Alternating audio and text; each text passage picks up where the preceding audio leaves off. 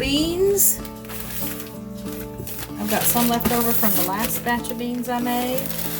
And maybe this is really, really basic, but I know there are people out there that maybe have not made beans before. It's important to, we always called it picking the beans. Because occasionally as they're harvested, little rocks and pieces of mulch, things like that, will get into the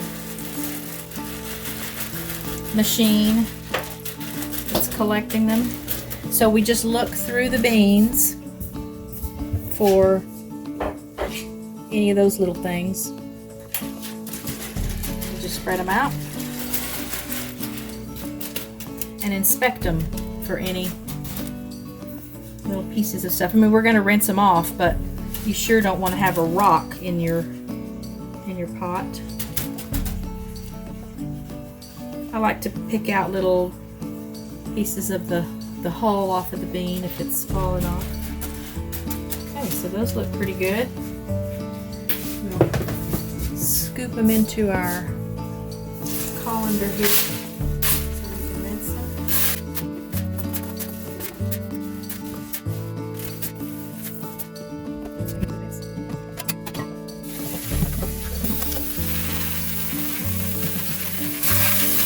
And again, we're just washing them off so that if there's any dirt or debris from harvest or whatever processing equipment might have been used to package them up,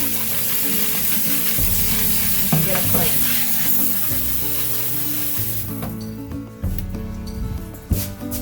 So into the pot, these are going to go. Right, to my beans, I like to make it more, it's almost like a soup.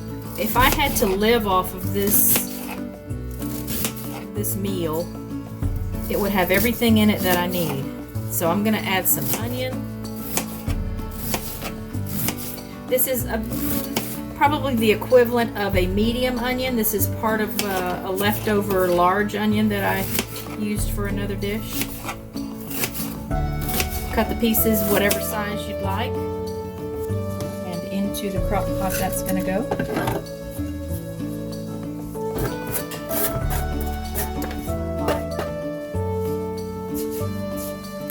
To put some tomato in it.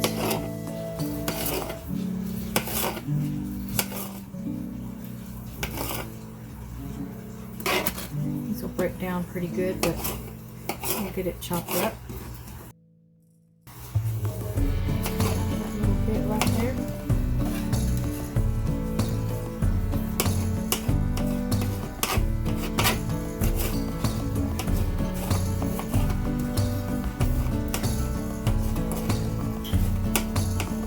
You can use canned diced tomatoes or crushed tomatoes if you want to do your beans this way.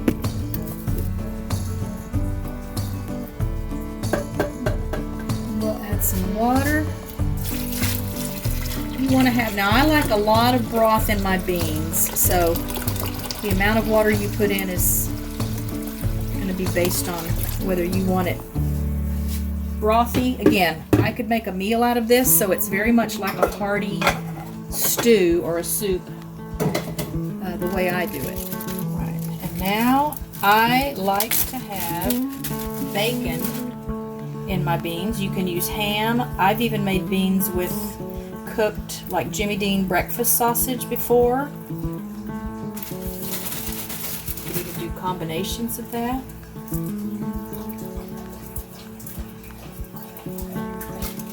The bacon does season it a little bit, but it's just more because I want to have some meat with it, since I like to eat the beans as a meal.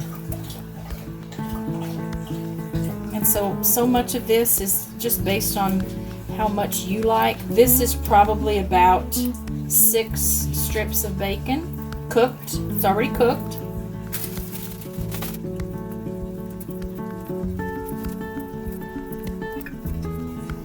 And I'm just tearing it into kind of bite-sized pieces.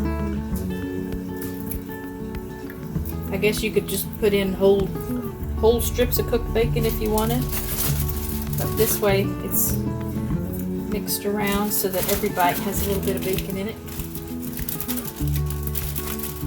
So usually I'll cook up a package of bacon, we'll have it for breakfast a morning or two, and then the rest of it goes in a recipe like this. Alright, and now comes the fun part. We're going to season it. So we're going to put some salt. I like to remind people that you should always start with a little less than you think you're going to need after you've made a dish a couple of times. Obviously then you know how much, but because I don't cook with recipes, I just start light and then add as I need to. So that's salt. We're going to do some pepper.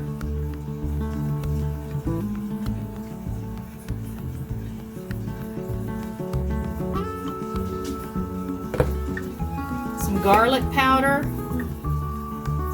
These are very savory beans. And some ground cumino.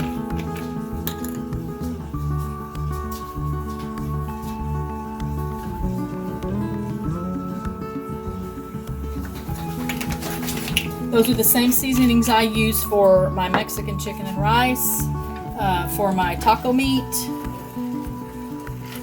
Stir this around. Let's go ahead and get this crock pot turned on.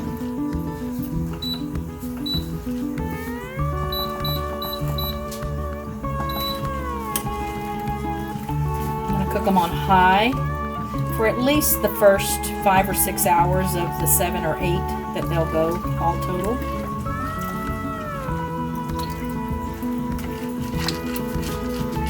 And once I've got these seasonings blended, we'll do my tried and true finger taste test to see if I need to add something more.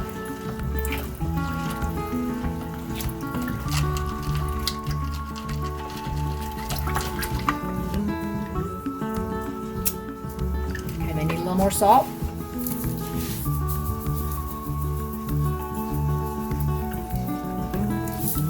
And a little more pepper.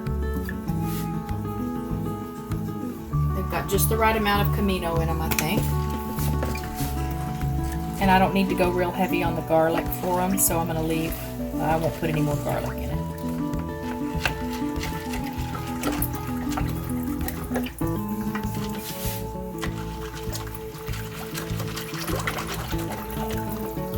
Do another finger taste test.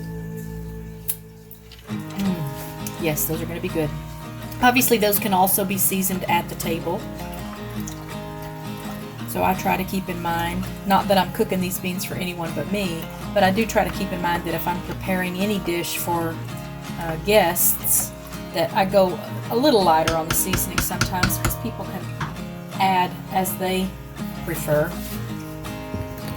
Now we'll get these sealed up.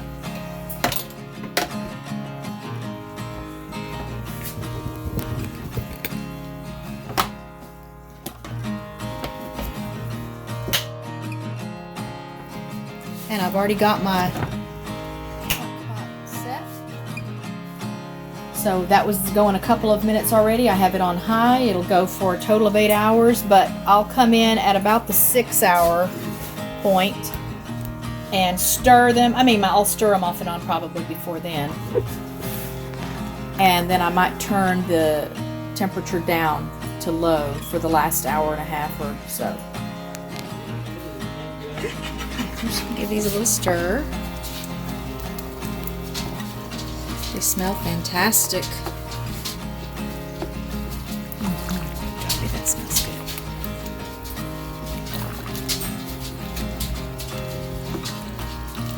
These will be served with, we're going to have tacos one night, and then we'll have chicken enchilada casserole one night.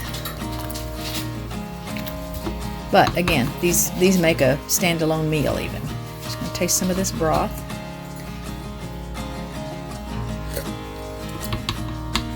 Yes, that's so good. Seal it up and cover it again. Oops. Hard to do one-handed.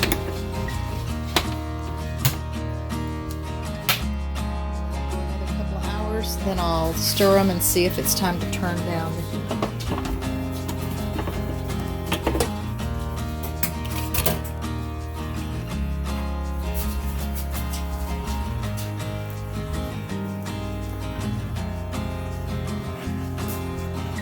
Okay, so I'm going to give it a stir again.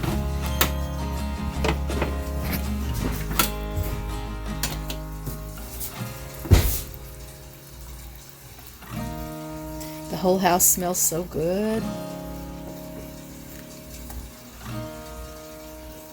Yeah, got a lot of nice broth.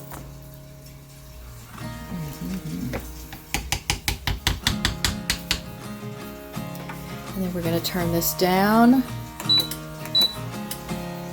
Let it go the last couple of hours here on low. All right, they've been sitting here to cool for a little while so that I can give them a taste, which is what I'm going to do. Oh, wow. Yeah, so nice and hearty. Again, a lot of broths. This would be great with cornbread or like even some saltine crackers. But I generally will fix a pot of beans when I've got a couple of Mexican type dishes on the menu for the week. So we'll have, as I said, tacos and enchilada casserole, chicken enchilada casserole with this batch of beans. Yes, always delicious.